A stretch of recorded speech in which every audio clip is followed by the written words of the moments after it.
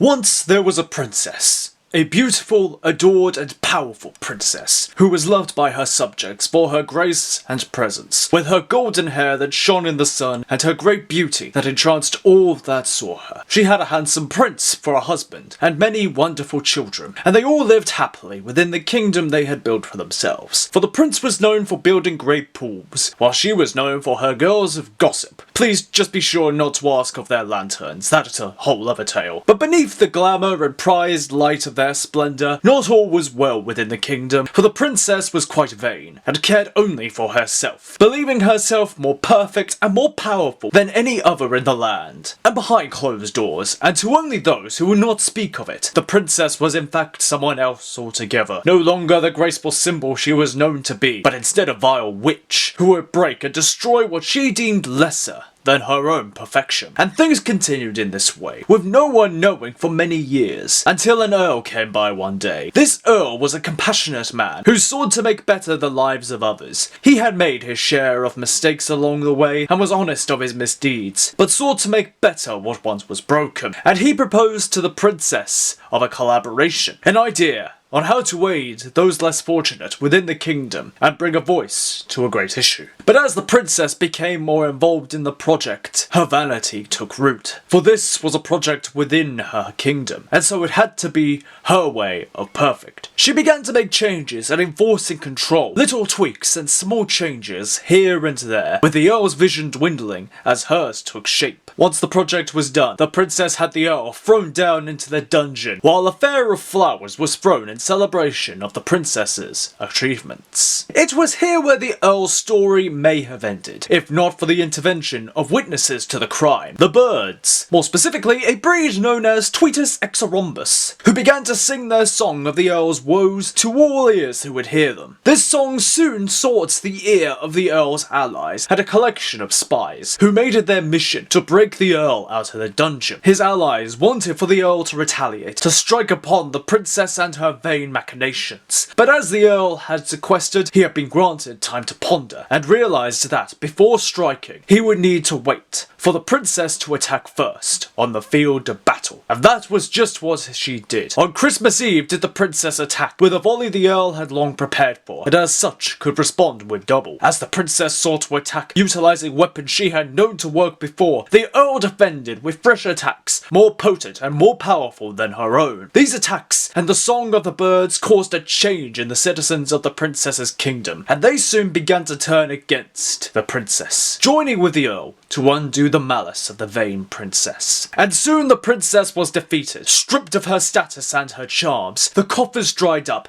and any treasures plundered. For her and her husband, the princess could only watch as their kingdom crumbled before them. For you see, the princess had never learned the true meaning of grace, and had sacrificed such niceties for power. And above all, she had underestimated the power of the bird's song.